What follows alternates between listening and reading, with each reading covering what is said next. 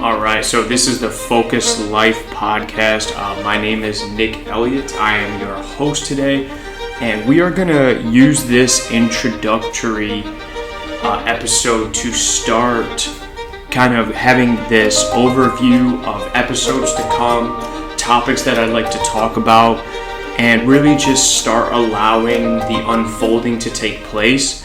For a long time now, there has been a lot kept inside that I would like to get out, and even right now I'm experiencing an immense amount of anxiety and frustration because my neighbor is just sawing away and has been for days now. I don't know what they're doing, and it just the landscapers were here yesterday and just didn't have time to record yesterday because they're just blowing everything for what seemed like 6-7 hours throughout the day. So it's kind of like I realized that there's going to be no perfect opportunity to do this. And, I'm in my garage. I'm dripping sweat right now. So having said that, with getting the complaining out of the way here, let's get into this, right? So this is the Focus Life podcast. And what does that mean to me? A few years back, I changed. So I was running a small business here in Jupiter, Florida, 561 Boot Camp. And I decided to stop and transition and create focused training. I did that because of various influences at the time, where I was going with my life. Things that served me or I thought were serving me started to fall by the wayside, and there were new influences coming into play, and I was trying to consider that, take that into account, and I realized something that really means a lot to me, one of my values is focus, is being able to maintain a focus on the big picture, on the North Star. And no matter what life throws at you, or no matter what you interact with, there has to be that understanding of you're still working toward a bigger picture. Now, the bigger picture can change, it can be tweaked, it can shift, and there will be people coming and going, and there will be different challenges, physical ailments. There will be mental health to take into account, systemic health, your ups and downs with your diet and weight loss and getting sick and so on and so forth. We've all experienced it, and that's why I want to speak to this, is because I have not experienced many people willing to discuss how we create a cohesiveness with all of these pieces, right? With all these various aspects in which we most often, the way that our society has segregated these, you go to specialists and you view these things as individual concepts of one another. Meaning, if your knee hurts, right, you go get your knee checked out. If you want to lose weight or take into account your diet, you go to a nutritionist or a dietitian, or you hire a personal trainer to work on your weight. If you're having headaches, you may go to the therapist, or you get prescribed medication to help with migraines or headaches. And the list goes on and on and on, right? I am beginning to recognize that this approach does not serve us for the long term. And I'm going to speak quite frequently to sustainability, and I like to use what CJ said, sustainability, like our ability to do something, how long are we actually able to sustain that ability, right? And then if you bring in the embodiment of an experience, like let's say a word that I know various people really like to attach to is vitality. If you bring into an experience like vitality and you are striving to embody that, then how does creating a sustainable life connect with this vitality? Right? So that's a lot of what we're going to cover. That's a lot of what will be discussed throughout this. And today's episode, this introductory episode is really, I want to give a recap of the years that led up to my eventual unfolding and now what is taking place. So that's what we're going to get into here. Okay, now speaking to that, right, some of the topics that we're going to go into over the course of the next few weeks, months, the remainder of the year, then we're going to start to really dive into what it looks like to have a movement practice and all the variables that fall into that, because this is what my life has been for about 10 or 11 years now, and I continue to realize that belief systems and traditional ways of viewing fitness and movement and working out and exercise and how your body should feel, how you should feel, the goals you should be working toward, the diet you need to be eating, the communities you're a part of, so on and so forth, are just bullshit. It sucks to say it like that, but it's true, right? And even people who are leaps and bounds ahead of others in terms of how they're holding their spiritual space and how they're connecting as parents, and they're trying to break the intergenerational patterns from their parents to them and from them to their children, and there is this huge void in understanding of what movement versus exercise is. And I know a few people speaking to a paradigm shift there, and we're going to touch on that because there is a massive void there that somehow is still being, I'm just going to leave it at that because we're going to spend a lot of time working through that. So movement practice is definitely going to be one, okay? Then we're gonna discuss resources and asking for help, support systems throughout your life. One thing that I've kind of come to realize is the person that I was, let's say the lone wolf that I identified with for much of my life. In fact, one of my favorite animals are wolves, right? And just because of the way that they run their pack and the roles that they have, and I very much respect the way that they kind of work through an experience and work through kind of raising a family. Now, of course, we are not wolves, right? The lone wolf here does not get very far let's say in terms of like, they may create financial success, but then they're going to be lacking in connection to their partner. They may have found connection to their partner, but then they're going to be lacking in connection to their child, and so on and so forth. There's these pieces that are there in which you see, okay, I have this one thing, I'm the lone wolf, I created this by myself. Again, like, we can attach this to the fitness industry because you see all the time, oh, you have to be the lion, don't be the sheep. Right? Oh, you're a wolf, go get it. Every day, dedication, 5 a.m. Again, that's all bullshit. That's one way to do it, and honestly, it is not a very good way. It is a way that will surely get you burnt out. You will miss a lot. You'll be blind to many, many things. And at the end of the day, it's just really lonely, and we are not built to be lone wolves. We are built for connection. Our body is designed, our genetic makeup is always seeking some type of connection or interaction.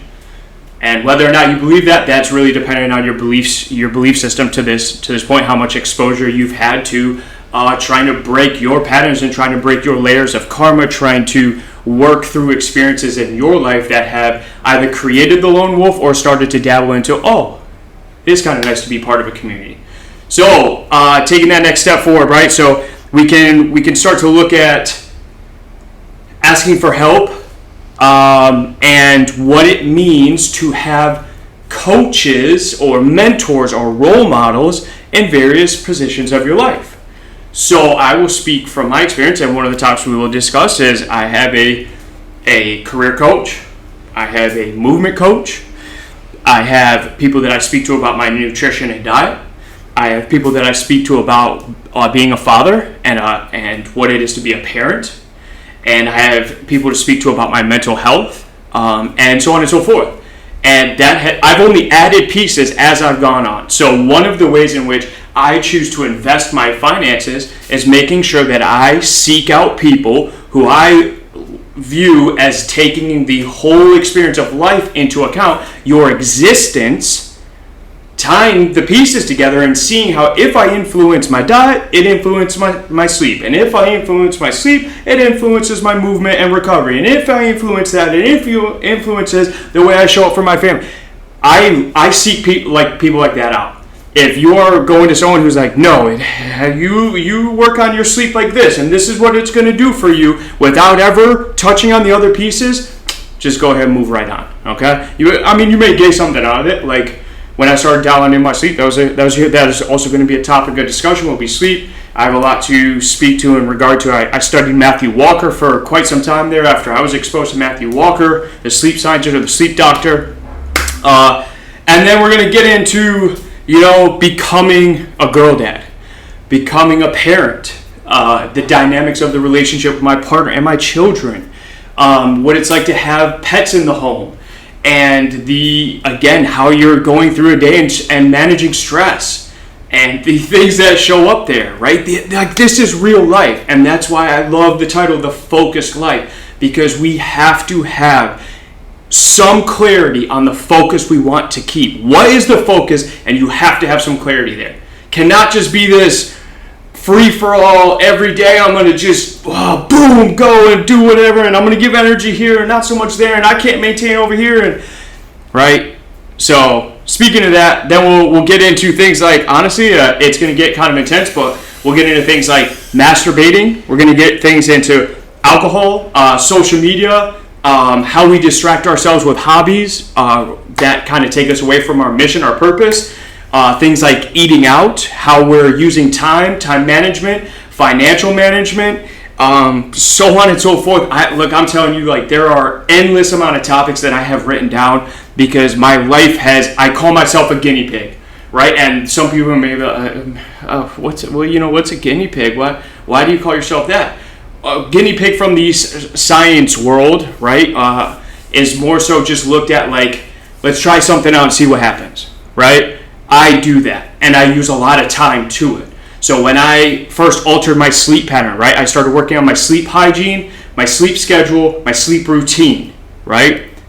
I spent, I think it was close to a year and a half dialing those pieces in. So much so that I ended up getting a Fitbit to track the depth of my sleep, my REM sleep, how long I was in deep sleep versus, all the things. And then I got rid of my Fitbit after a while because I realized I was becoming addicted to the numbers and not actually focusing on the quality of the sleep, and so on and so forth, right? And so, for example, when I first started probiotics, right? It wasn't just 1 month. I wasn't like, a month of probiotics should help my intestinal health and my gut health and my mood and how my brain's functioning. No, I'm still using probiotics, and I continue to switch the probiotic up every 3 to 4 months to see if I notice any differences. And I take notes. I take notes on all of it, right? I just recently started with alpha GPC for brain function and things of that nature because, I'm reading more and more about dementia and Alzheimer's and having certain genetic traits toward it and markers. And I kind of want to know that as things progress with having 3 kids, I'm going to be there mentally, cognitively. So that is something on the radar. And so on and so forth. We're going to get into it all. All right, so you can tell that I'm really passionate about this, okay? And that is going to be something that continues to show up through all this is passion, purpose, striving for meaning or gaining meaning as a byproduct, and just aligning with the mission and the purpose, okay? I will refer to the North Star a lot as I go through these episodes. The North Star to me, I will explain that as we work through that. And at the end of the day, my North Star is creating an optimal existence, right? That's what I'm working toward.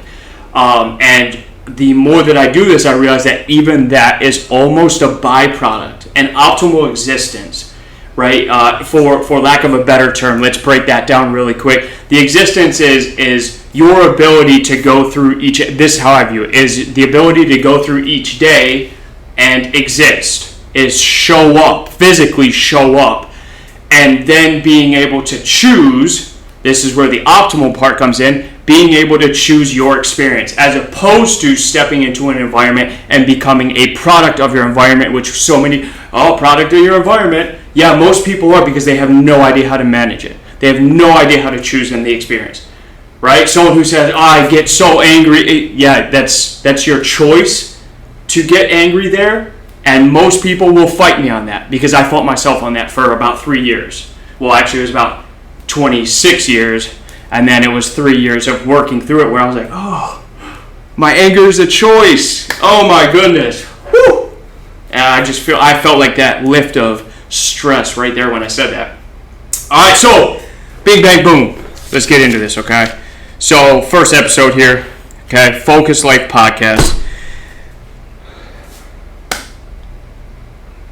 The unfolding, okay? The unfolding, right? So I'm going to speak up into about the year of 2019, everything that happened leading up to that. In a nutshell, life happened to me. In a nutshell, life happened to me. What does that mean? Life was this thing that kept throwing me curveballs, and I just kept getting hit by them or striking out, right?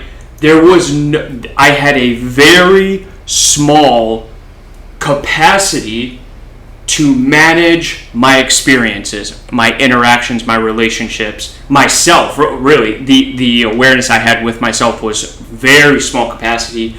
I did not have an internal dialogue. The voice that spoke to me most often was egocentric. The ego was just talking as much as it wanted to talk. There would often be the, oh no, you shouldn't do that in one ear. And then the ego would say, yes, you fucking should. Break that door down. Punch holes in that drywall. Hurt that person. So on and so forth. We're talking, oh man, almost every day, all day long for years. Now, it's funny because when you really start to tap into some of the things that show up in what I refer to as my Nick 1.0. So really it's Nick 0, 2019 was Nick 1.0, and then from there I've been working on Nick 2.0, right? And Nick 0 to 1, like I said, life was happening to me, and my actions on a daily basis were dictated or driven by an unawareness and inability to choose anything other than anger, sadness, depression, and ultimately seeking immense amount of attention, even though I kept saying, I don't give a shit, I don't care about that, don't even worry about me. No, that's not a problem, right? Like even right now you can hear my tone. That's how I spoke to people, right? Like people would come and tell me that they have an issue with this, that, the other thing. I don't give a shit. I don't fucking care. Like why are you telling me that? Right? Like, work harder. Oh, you're in pain? Keep going. Right? Like the David Goggins bullshit. Go until your system shuts down, and then your body breaks, and then do it again. Right? And then you find out something about pain. No, false. Pain is crying out because your body is so destroyed. Your mental and emotional health has been just ripped to shreds, and it's doing everything to get you to stop, and you just keep ignoring those alerts. Those notifications. So, having said that, right, that was kind of life experience, okay? Now, product of my environment, absolutely. Growing up, I'm not going to get into my parents too much right now, but more so just there was a lot of discipline in the house, and there was a lot of be better and not so much love.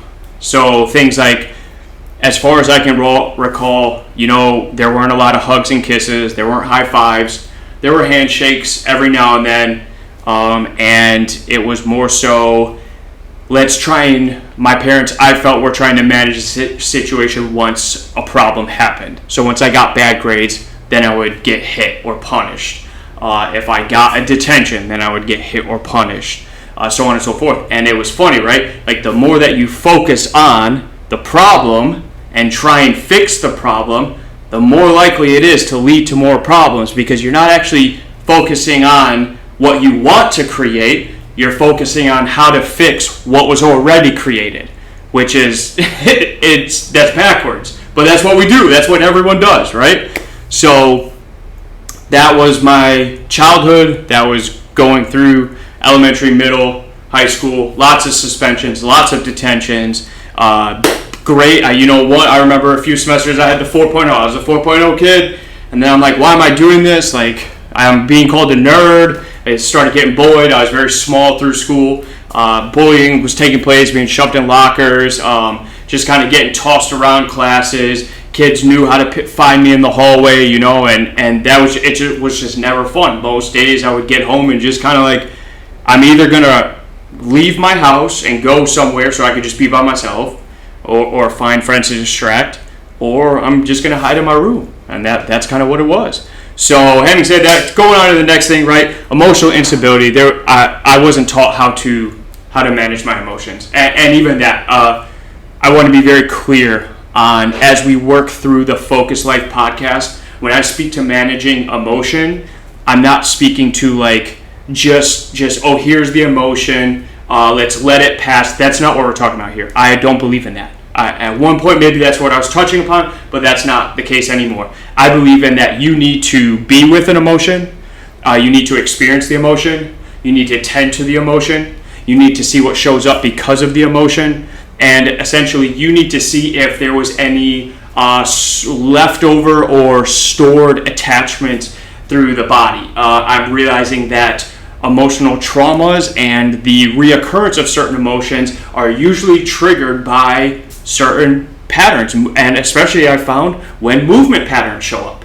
So if I'm doing a specific movement pattern over and over again, like let's say I'm someone who's emotionally attached to squats, maybe there's a reason, because somehow that emotion has facilitated its way or found its way to some part of my body, and when I'm feeling that thing, the first thing that my body says to me is like, let's go do some squats, right? And you'll never piece those two together until you start to actually try and shed light on the emotion or the trauma. So, having said that, there was no emotional stability through the years. I was just a train wreck. Bing, bang, boom. In and out of relationships. My biggest thing was blaming other people. The understanding of accountability still to this day can be really tough and challenging. Because it's very easy to go from one side of the spectrum to the other. I went from, well, it's not my fault. It's not my fault. My teacher did. No, that person cut me up. Right? Like, that was the experience. It was always everyone else's fault. But then on the other side of the spectrum, you take accountability for everything and you do this. Oh, I'm so sorry. I'm sorry. Yeah, I'm sorry. I'm sorry. I'm sorry that happened to you. I'm sorry. Like, you're apologizing for other people's experiences, right? That's no. Right? So we find the balance. We find the threshold there. We you have that tether in life, connecting left to the right. You have the tether in this instance where you're connecting one side of the spectrum to the other side of the spectrum, where you want to try and find that balance, where you're going to try and find the symmetry there.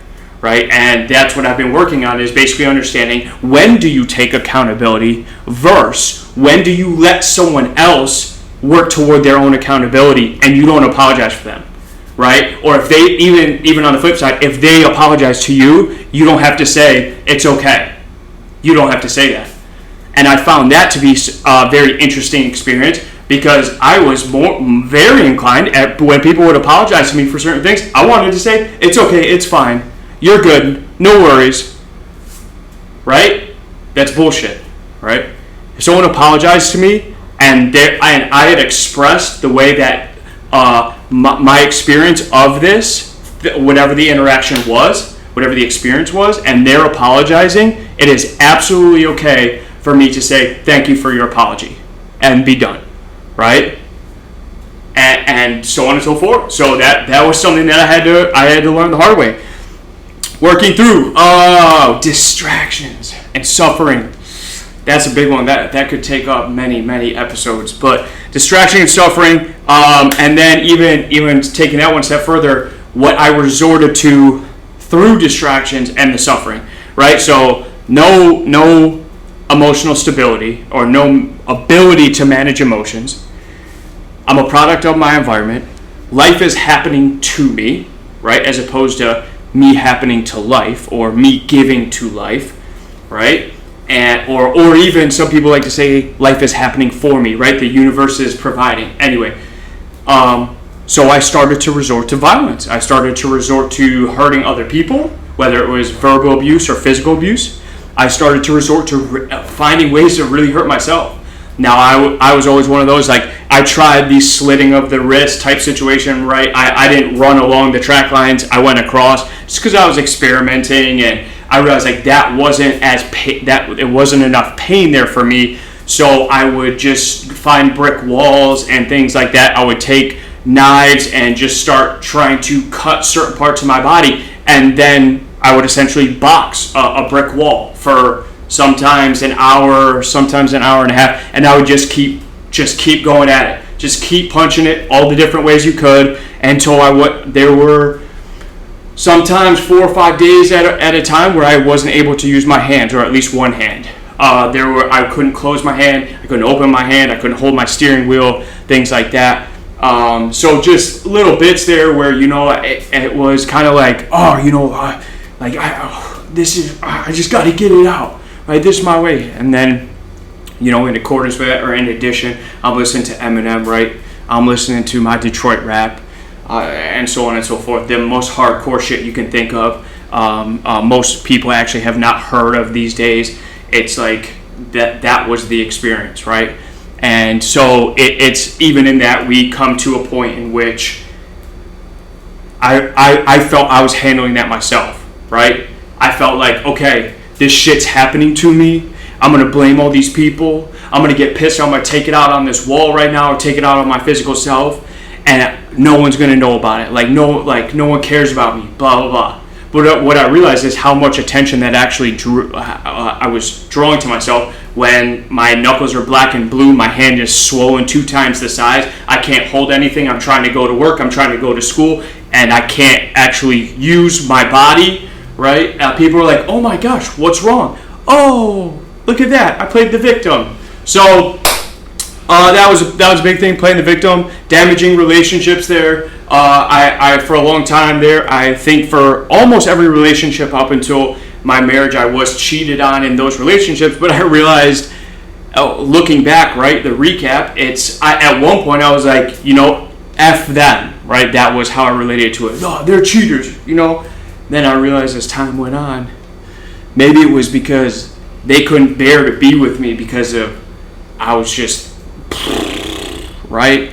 Like, not there emotionally, not there to support and empower, not there to be a partner, so on and so forth. That's what happened there. Okay, and then moving even further, right? Self-harm, like I said, crying out for help, damaging relationships, physical torment, violence, and then the one I think a lot of us get into these days, the substance abuse. That was a fun one, and that lasted quite a while. I'm not going to get into too much of the things that I did because it's just not fun. But there was a lot. And I continued to abuse those things while I was working, while I was going to school. It resulted in car crashes. It resulted in some really rough nights, hurting a lot of people. Me being in the hospital, other people being in the hospital, and that was one of those things where you look back and just realize that you're glad you got to a place where you were offered change, where you got to a point of so much pain and suffering. All you wanted to do was change everything about your existence, right? And I actually heard a recent quote from Matt Labasco. He says, I feel bad for those people that aren't in enough pain, that are content with where they are, because they're not in enough pain to change. They're not in enough pain to shift their experience, their existence. And I think it takes someone going through enough pain, and relatively speaking, right? Everyone's in their own experience. It takes someone going through enough of that to get to a point where it's not that they don't want all those things, but they want to create something so new and fresh and abundant and alive and all of those things that you're able to just step out of it and start going, right? And that's what I did. That's what 2019 was. was fuck this, step into this, and go, and hit the gas, right? And saying that, right, even hit the gas is like, oh, so you just started going after it? Man, it was, oh gosh, the first 2 or 3 years, so probably about to 2021, kind of starting to into pandemic, coming through pandemic, and starting to transition out of pandemic, were brutal. Anyway, and then, experience in education, that's something that we'll touch on, and something in building up to 2019. I did not finish my bachelor's degree until last year. I'm 34 years old. I finished it at 33 years old. That kind of gives you perspective on that. I was a student at 8 different colleges or universities. I was academically on academic probation in 2 of them, and I was removed from the school on 2 of them. I played collegiate soccer for the first year before incurring too many red cards for fighting, and that opportunity ended there. And I even at a younger age, I often found myself asking, why is school such a shit show? Like, there were only certain classes that I was able to connect to. And I didn't mind being there. I didn't mind being at school. It wasn't the funnest, but I just didn't understand why they were not teaching to more than just one type of learner, right? And now that I have married an educator, she's been my wife, my incredible wife Emily, who's been an educator for 14 years. She kind of shed some light on the ways in which we can teach, the ways in which I wished that I had teachers who went above and beyond. And there's a few that come to mind that really, heck, the first teacher that said, Nick, you're a kinesthetic learner. You need to tap into that more. And I was like, what is that? And so she explained, and that was in community college. So it took until I was about 20 years old for someone to finally say, you're learning in the wrong areas. Stop sitting down to try and read books and sitting in a lecture. Doesn't work for you, right? There's a reason that I have not stopped moving while I've been doing this. If I sit down to listen to someone, I get up and I have to move around because I do my best learning standing up. If I'm sitting down, it's so hard for me to learn. I need to be touching myself. I need to be touching other people. I need to be moving in and out of space. I need to explore my own space, and I can take notes while I'm doing that. I do better when I don't have to write my notes. I can speak my notes. Hence why I'm starting a podcast, because I need to voice this story, this journey, because I think that other people can relate. I know I'm nothing special. I know I'm not the most intelligent, but I do know that I'm sharing an experience right now that a lot of people are inside of, a lot of people that are going through this, and no one talks about it. So anyway, that's that up until 2019, right? So man, that's that. I look forward to kind of hearing what people have to say about this. I do plan on posting this. I'm gonna kind of chop some parts of this up. I'd like to get a little sponsor message in the beginning from Focus Training, small business in Jupiter, Florida, and hopefully get like a little opening jingle or opening message. That would be amazing to add to this before I do post it. But I wanted to get this introductory episode up as a starting ground, a starting point for what is to come. And that is, we cannot look at life as segregated pieces segregated pieces. There has to be a synergy. There has to be cohesiveness. There has to be interactions between all the pieces, and we need to start drawing awareness to, if I mess with this, how does it change that? And so on and so forth, right? And yes, just drawing awareness to that. So this was a very broad kind of like, oh, here's from my birth until 2019. Very broad look at it. Just wanted to put it out there for you, gives you some background as to who I am and what my podcast is going to entail. But yeah, coming up, we got a list of episodes that I think really will start to kickstart your ability to wake up and feel and connect to the mission, the purpose. What do you actually want out of life? How do you want your existence to look? What is your North Star? What are you going to work toward regardless of the things that are being thrown at you? Do you want life to happen to you, or do you want life to happen for you, right?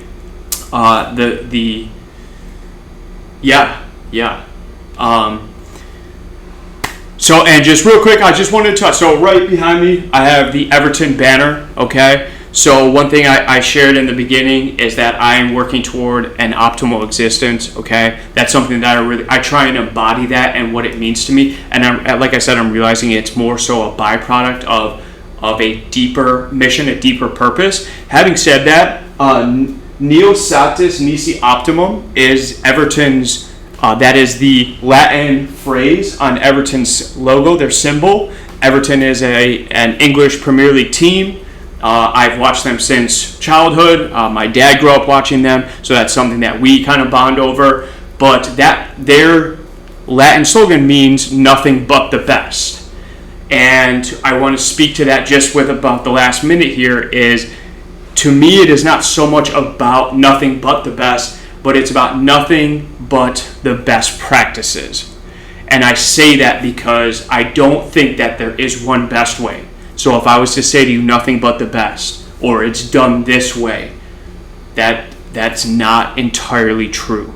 There are many people offer insight into best practices.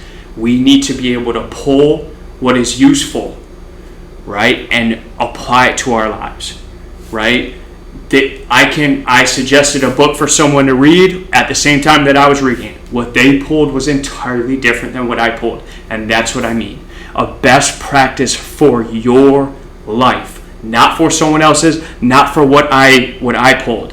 What I pulled and am sharing with you is insight, is the ability to create an awareness and use principles and use information so that you can continue trying to hone in your mission. And you can decide, you can choose how you want to exist, right? Do you want to work through a sustainable lifestyle?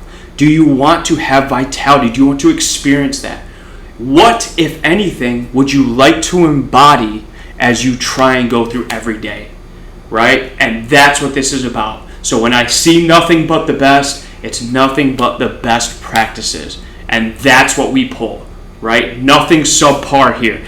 Everything that I'm pulling and trying to share with you, and everything that I'm pulling and using in my own life is a best practice, and it is optimal. It is optimal because I put it into play and I give it the time. I'm patient and I execute. I take action and I don't fuck around. And if you know me, like really know me, you know that I don't play games. Like, I'm playing the game of life and I have fun, but day by day I execute. Day by day I execute. Okay? Alright, I just want to thank you. I hope that you're able to get something out of this. I want to thank you for listening. Again, this is the Focused Life Podcast. My name is Nick Elliott. I'm stationed here in Jupiter, Florida. I'm a movement practitioner, and I'm just trying to pull resources to share with all of you. So that's episode 1, introductory.